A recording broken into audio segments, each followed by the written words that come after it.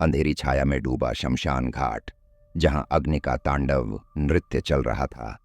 जटाओं में फूलों की माला और राख से सना शरीर के साथ हवन करने वाले उस अघोरी के सामने विकास आंखें बंद करके किसी का आवाहन कर रहा था, मानो किसी अज्ञात शक्ति को पुकार रहा हो।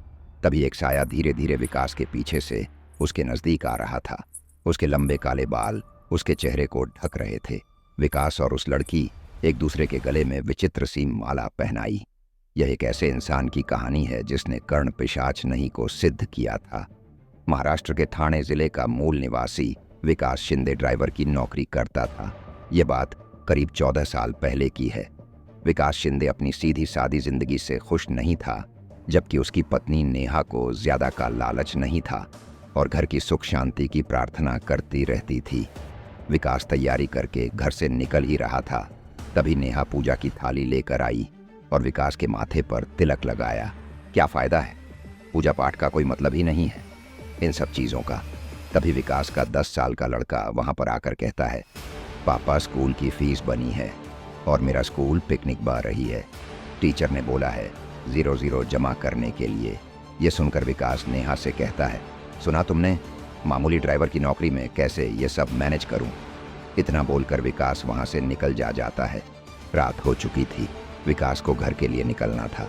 विकास सोच रहा था कि घर की तरफ कोई भाड़ा मिल जाता तो उतने में वह अपने बच्चे की स्कूल फीस के लिए कुछ पैसे जोड़ पाता। उतने में हाईवे पर उसे कोई हाथ दिखता नजर आया। विकास मन ही मन खुश हुआ कि अब उसे कोई भाड़ा मिलने वाला है, लेकिन उसकी खुशी ज्यादा देर तक नहीं टिकी। उसने गाड़ी रोकी तो वहां पर कोई बाबा थे। उनका रूप डरावना था, शायद कोई अघोरी। उस अघोरी बाबा ने विकास को कहा, बेटा मुझे 2 किलोमीटर आगे जाना है, तब मैं बहुत थक चुका हूँ, क्या तुम मुझे छोड़ दोगे। ये सुनकर विकास ने कहा, क्या आपके पास पैसे हैं।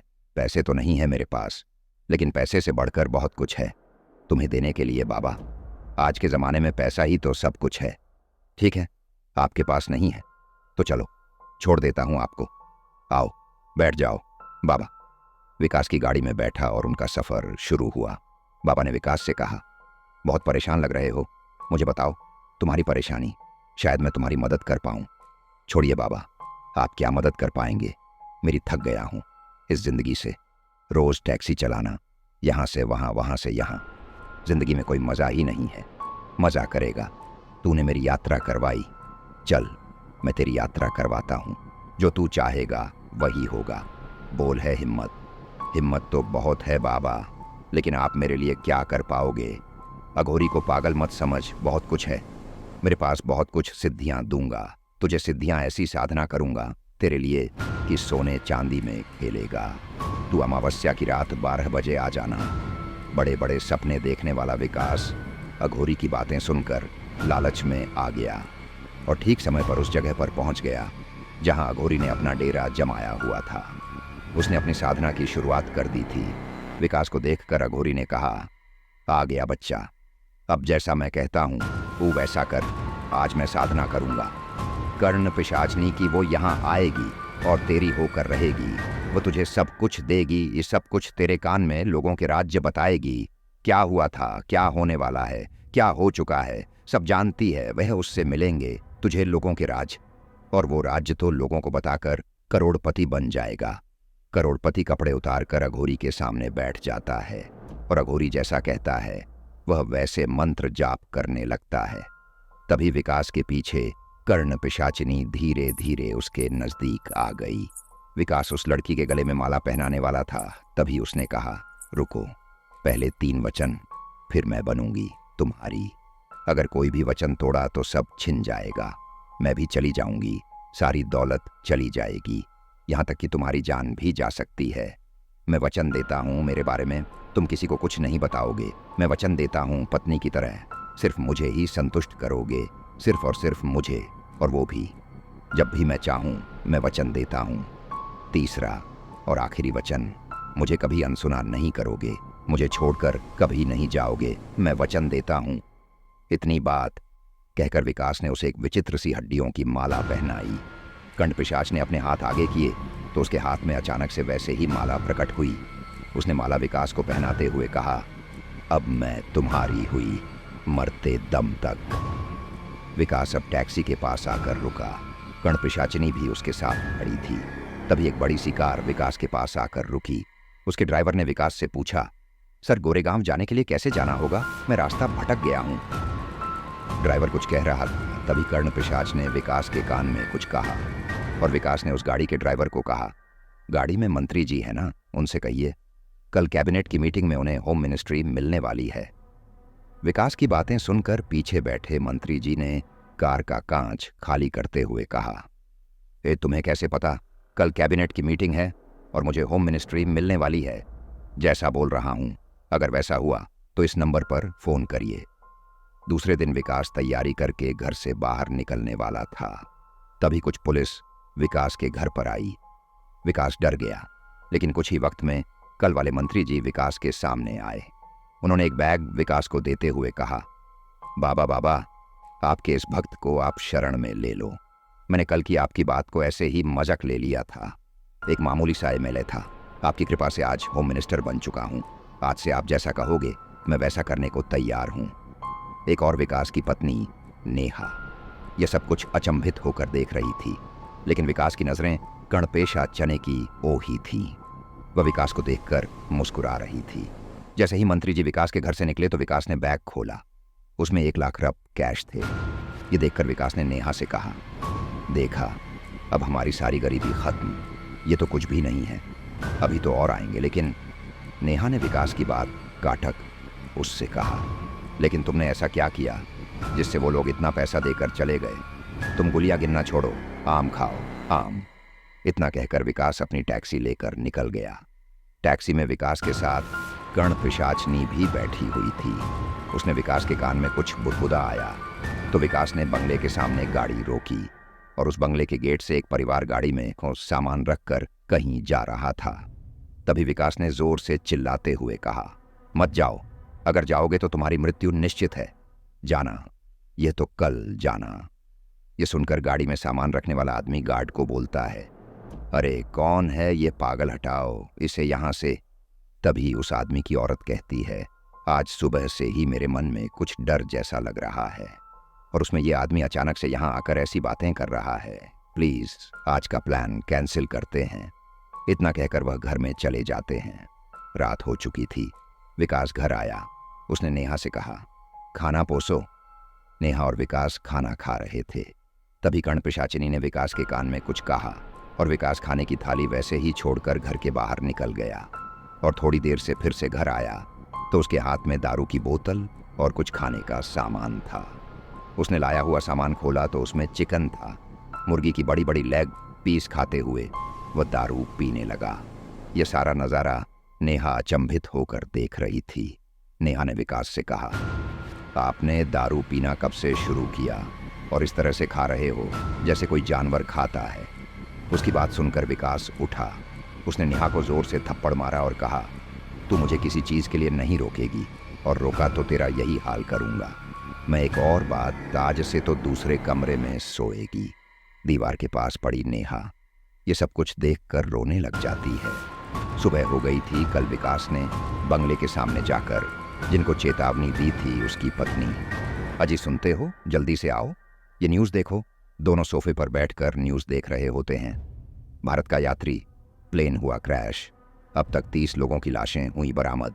दोनों यह न्यूज़ देखकर चौंक जाते हैं और विकास के घर का पता लगाने के लिए गार्ड को भेजते हैं। विकास तैयारी करके अपने सोफे पर बैठा था। तभी वह दांपत्य विकास के घर पर आते हैं। आखिर आप मुझे मिल ही गए। आपने मेरी और मेरी पत्नी की जान बचाई। मैं सदा आपका आभारी रहूंगा। मैं नहीं जानता था सच कि आप इतने बड़े ज्ञानी हो। विकास उनकी तरफ देखकर कहता है, मैं सब जानता हूं। क्या हो रहा है, क्या होने वाला है? विकास ने घर से मंदिर हटवा दिया था। इसी बात पर नेहा और विकास का झगड़ा हुआ, लेकिन अहंकार में चूर विकास अब किसी की नहीं सुनता था। अब लोग विकास को अंतज्ञानी बाबा के रूप में जानने लगे थे। कुछ ही महीनों में विकास शिंदे का नाम दूर दूर तक फैल गया। सैकड़ों लोग अपना भविष्य जानने उसके पास आने लगे। ने बहुत बड़ा घर लिया था, उसके पास सब कुछ था। अब वो टैक्सी ड्राइवर नहीं था, वो एक बहुत बड़ा आदमी बन चुका था और उसकी वजह से विकास पर बुरा असर भी पड़ रहा था। जहां बड़ी बड़ी हस्तियां अपने प्रश्न लेकर उसके पास आते थे, और इसके बदले वह लोग विकास को बहुत सारा पैसा देने लगे। विकास के पास सब कुछ था और उसी की वजह से अहंकार ने उसे जकड़ लिया था। लोग दरबार में विकास के आने का इंतजार कर रहे थे। थोड़ी देर में विकास भी दरबार में पहुंचा। तभी एक बड़े घर का लड़का आगे आकर उसने विकास से पूछा, बाबा, मेरी गर्लफ्रेंड है, पर आज कथा नाम है उसका, और मैं अपनी जान से भी ज्यादा उसे प्यार करता हूं, लेकिन वो आजकल मुझसे दूर भागती रहती है, मेरे फोन का भी जवाब नहीं देती। विकास ने उसे हाथ से इशारा करते हुए रुकने के लिए कहा और आंखें बंद कर ली। जैसे ही विकास ने अपनी आंखें बंद कर ली, कंठ पिशाचनी उसके कान में कुछ फुसफुसाई और विकास ने उस आदमी से कहा, तुम उससे जान से ज्यादा प्यार करते हो तो यह निकिता के साथ क्या करते हो?